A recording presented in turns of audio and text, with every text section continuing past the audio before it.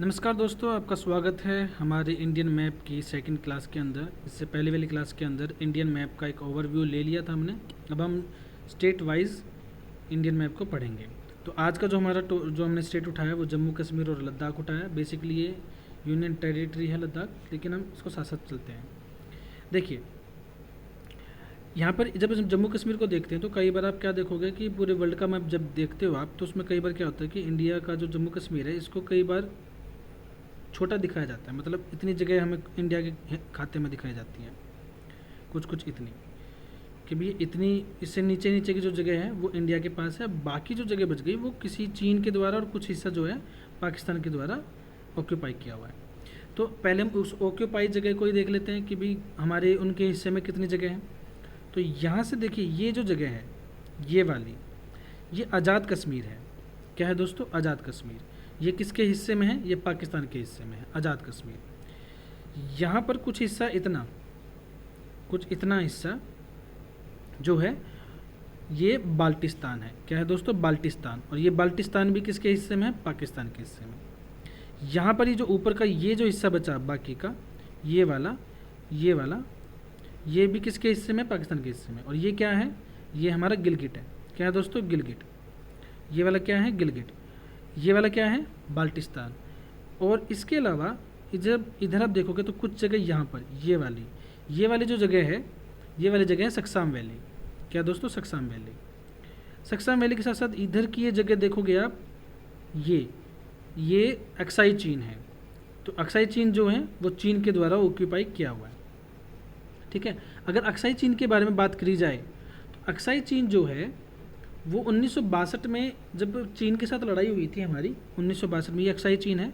1962 में जब हमारी चीन के साथ लड़ाई हुई थी तो पूरे जम्मू कश्मीर का जो 10% का जो हिस्सा है वो चीन के हिस्से में चला गया था। चीन ने कब्जा कर लिया था। ठीक है। और इसके अलावा यहाँ पर एक आपको दिखाई देगा सियाचिन। सियाचिन, अब ध्यान से देखिए, सियाचिन। जो सियाचिन है ये विश्व का सबसे ठंडा और ऊंचा युद्ध का क्षेत्र है। मतलब ये पूरे पूरे दुनिया के अंदर सबसे ऊंचा ऐसे जगह है, अर्थ के सी लेवल के अकॉर्डिंग इतना ऊंचा हाइट पर है कि यहाँ पर युद्ध लड़ा जा सकता है। लेकिन ये बहुत ठंडा है, पूरे विश्व में सबसे ठंडा इलाका है। यहाँ पे आर्मी का रुकना काफ़ी मुश्किल होता है। ठीक है ना। वहाँ पर जितनी भी आर्मी जाती है उनका चांस होता है कि वो वापस आना उनके लिए मुश्किल ही होता है। ठीक है। अगर हम लद्दाख की बात करें, लद्दाख की, तो लद्दाख जो है सबसे बड़ा संसदीय क्षेत्र है इस टाइम इंडिया का। ठीक है। इसको लिटिल तिब्बत के नाम से भी जाना जाता है। ठीक है ना। तो ये तो बात हो गई ऊपर वाले की, भाई ये गिलगिट है, बाल्टिस्तान, सक्साम वैली, आज़ाद कश्मीर, सियाचिन और ये अक्साई चीन। ठीक है दोस्तों। अब हम देख लेते हैं कि इसके अलावा जो हमारे हिस्से में है, बाकी जो नीचे का हिस्सा बच गया वो हमारे इंडिया के हिस्से में, इसके मैप के बारे में थोड़ा सा अच्छे से पढ़ लेते हैं। देखिए, लद्दाख को देख लीजिए, पहले लद्दाख के बारे में पढ़ लेते हैं। लद्दाख जो है ये इंडिया का सबसे बड़ा संसदीय क्षेत्र है। इसे लिटिल तिब्बत के नाम से भी जाना जाता है। और यहाँ पर जो आपको लेह दिखाई दे रहा है, ये जो लेह है ये इंडिया का सबसे ऊंचा जो हवाई अड्डा है, एयरपोर्ट, इंडिया का सबसे ऊंचा एयरपोर्ट यहीं पर है। ठीक है। इधर आपको कारगिल दिखाई दे रहा होगा। ये कारगिल वही है जहाँ पर कारगिल और में जो है, मतलब यहाँ पर इंडिया और पाकिस्तान के बीच में लड़ाई हुई थी। ठीक है। लेकिन अब कारगिल का जो युद्ध हुआ था वो क्यों हुआ था? तो ये हुआ था कि 1999 में जब शिमला समझौता पाकिस्तान ने जब तोड़ दिया था, जो कि उनके और हमारे बीच में शिमला समझौता होता है, उसका उल्लंघन किया था उन्होंने। तो 1999 में हमारी उनसे लड़ाई हुई थी जिसमें विजय ऑपरेशन गया था इंडिया की तरफ से, और वहाँ पर हमने पाकिस्तान को भगाकर इस हिस्से पर अपना कब्जा कर लिया था। ठीक है। ये तो हो गया लद्दाख का। अब बाकी हमारा जम्मू कश्मीर से इंपॉर्टेंट चीज़ें आती हैं। तो जम्मू कश्मीर के अंदर हम देख लेते हैं। जम्मू कश्मीर के अंदर आपको यहाँ श्रीनगर दिखाई दे रहा होगा और इधर ही नीचे जम्मू दिखाई दे रहा होगा। ठीक है। श्रीनगर और जम्मू ये दोनों ही जम्मू कश्मीर की राजधानी है। लेकिन फ़र्क क्या है? जम्मू जो श्रीनगर है ये गर्मियों में बनती है राजधानी। जम्मू कश्मीर की गर्मियों की राजधानी श्रीनगर और जम्मू कश्मीर की सर्दियों की राजधानी जम्मू। ठीक है दोस्तों। चलो अब देखो, श्रीनगर की तरफ देखिए आप। श्रीनगर से इधर देखिए, इधर ही कुपवाड़ा मिलेगा आपको। ठीक है। इधर देखिए, इधर ये उरी है, गुलमर्ग, उरी और गुलमर्ग। गुलमर्ग जो है ये पर्यटन स्थल है। ठीक है। यहाँ पर अनुसंधान केंद्र भी है, और ये अनुसंधान केंद्र मतलब ज़मीन के अकॉर्डिंग अगर देखा जाए तो ज़मीन सी लेवल के अकॉर्डिंग सबसे ऊंचा जो अनुसंधान केंद्र है वो गुलमर्ग पर है।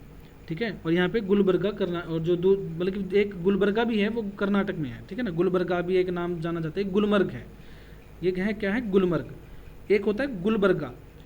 कभी नाम आ जाए तो फोकस रखना इस चीज़ पर, ध्यान रखना कि गुलमर्ग जो है वो जम्मू कश्मीर में है, और जो गुलबर्गा है वो आपका कर्नाटक में है।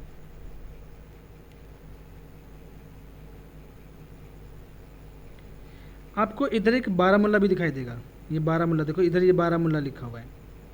ठीक है, क्या है बारामूला, ये बारामूला जो है इसकी यहाँ पर एक बारामूला पर्वत है जिसकी चुंबकीय शक्ति इतनी ज़्यादा है कि इसके ऊपर से जब कोई एरोप्लेन जाता है या कोई हेलीकॉप्टर जाता है तो क्रैश होकर इसके ऊपर गिर जाता है, ये चुंबकीय शक्ति से अपनी तरफ खींच लेता है। ठीक है दोस्तों, इसके नीचे आपको पुलवामा मिलेगा, पुलवामा वही है, पुलवामा अटैक हुआ था। ठीक है ना, श्रीनगर जो है, श्रीनगर की अगर हम बात करें तो श्रीनगर इसकी स्थापना अशोक ने करवाई थी, और ये ग्रीष्मकाल का बता दिया मैंने कि ग्रीष्मकाल में इसको राजधानी माना जाता है। श्रीनगर के इधर देखिए, इधर ये अमरनाथ मिलेगा आपको, अमरनाथ की गुफाएं मिलेंगी। यहाँ पर भगवान शिव, जो भगवान शिव हैं उनकी अमरनाथ की यात्रा यहाँ पर सुप्रसिद्ध है, मतलब प्रसिद्ध रहती है। नीचे जम्मू की तरफ देखिए, जम्मू के इधर कटरा मिलेगा आपको, और कटरा के ऊपर ये वैष्णो देवी मिलेगा आपको। ठीक है, वैष्णो देवी मिलेगा यहाँ पे, ये भी मंदिर के लिए जो है इम्पोर्टेंट है। इसके अलावा आपको यहाँ उधमपुर दिखाई दे रहा होगा, उधमपुर, उधमपुर जो है यहाँ पे थल सेना के जो नॉर्थ डिपार्टमेंट है, जो हमारा आर्मी है, इस पे जो इसका जो नॉर्थ डिपार्टमेंट है उसका हेड ऑफिस है यहाँ पर उधमपुर में। जैसे इंडिया के हम मान के चलते हैं कि भाई इंडिया का north east west north south, इस प्रकार से हमारी जो आर्मी है उनके डिविजन्स होते हैं। तो उधमपुर में हमारा जो आर्मी है उसका हेड क्वार्टर है। इसको बिल्कुल स्टार लगा के लिख लीजिए, क्योंकि पूछा जाता है एग्जाम के अंदर कि आर्मी का नॉर्थ वाला मुख्यालय कहाँ पर है, यानी कि हेड ऑफिस कहाँ पर है, वो उधमपुर में है। बेसिकली जरा जम्मू कश्मीर की थोड़ी सी जानकारी ले लेते हैं कि जम्मू कश्मीर के अंदर जो जम्मू है ये क्या है, कैसे इसका नाम जम्मू पड़ा, मतलब जम्मू कैसे आया। ये जो जम्मू है ये वहाँ के एक राजा थे जम्मू लोचन। ठीक है, जम्मू लोचन एक नाम के राजा थे, उन्होंने बसाया था जम्मू को। और जम्मू के पास एक तवी नाम की नदी भी है। ठीक है, जम्मू जो है तवी नदी के किनारे पर बसा हुआ है, और इसी वजह से यहाँ पर एक रेलवे स्टेशन है जिस रेलवे स्टेशन का नाम जम्मू तवी रखा गया। यानी कि देखो बसाया किसने, जम्मू में, जम्मू बसाया जम्मू लोचन ने, और यहाँ पर जम्मू है, और ये जम्मू जो है तवी नदी के पास है, और इसीलिए यहाँ पर एक रेलवे स्टेशन है जिस रेलवे स्टेशन का नाम जम्मू तवी रखा गया। ठीक है ना। अब इसके अलावा यहाँ पर एक जो मोटे मोटे शहर थे जो हमारे लिए इंपॉर्टेंट थे वो हमने देख लिए हैं, जो इंपॉर्टेंट जगह थी। हाँ, एक जगह रह गई है आपका ये मुजफ्फराबाद। मुजफ्फराबाद जो है ये पाकिस्तान के हिस्से में पड़ता है, और यहाँ पर जो पाकिस्तान की जो आर्मी है उनकी ट्रेनिंग वगैरह होती है। ठीक है, पाकिस्तान की यहाँ पर ट्रेनिंग वगैरह होती है। अच्छा, इसके अलावा कुछ पर्वत श्रृंखलाएँ हैं लद्दाख और जम्मू कश्मीर के अंदर, 4 पर्वत श्रृंखलाएँ हैं। तो यहाँ पर देखिए नंबर 1, नंबर 2, नंबर 3, नंबर 4, हम इनके ऊपर देख लेते हैं। जो सबसे ऊपर वाली है, जो सबसे ऊपर वाली है यह है काराकोरम। ठीक है, काराकोरम के बाद है लद्दाख। लद्दाख के जो नीचे है ये जास्कर है, और जास्कर के नीचे है पीर पंजाल। ठीक है दोस्तों, कितनी पर्वत श्रृंखलाएं हैं? 4 पर्वत श्रृंखलाएं हैं, काराकोरम, फिर लद्दाख, फिर जास्कर, फिर पीर पंजाल। तो इनको याद रख लीजिए, ये 4 मेन पर्वतीय श्रृंखलाएं हैं। इसके अलावा यहाँ पे कुछ दर्रे हैं।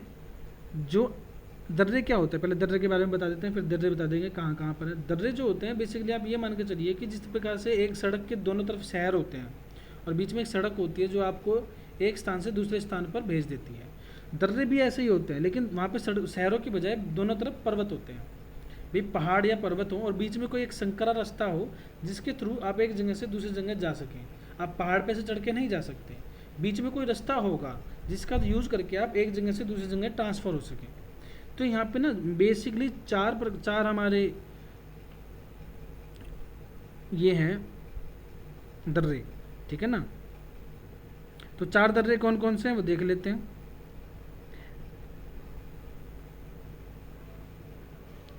आप इस दर्रे को देखोगे ना, ये जो दर्रा है ये बुर्जिल दर्रा है। कौन सा है दोस्तों? बुर्जिल दर्रा, बुर्जिला,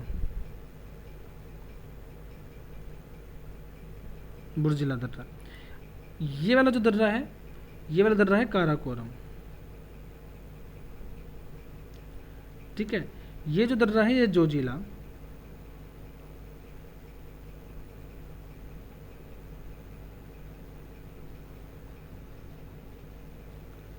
जोजिला। और जो ये वाला दर्रा है, ये वाला दर्रा आपका बनिहाल।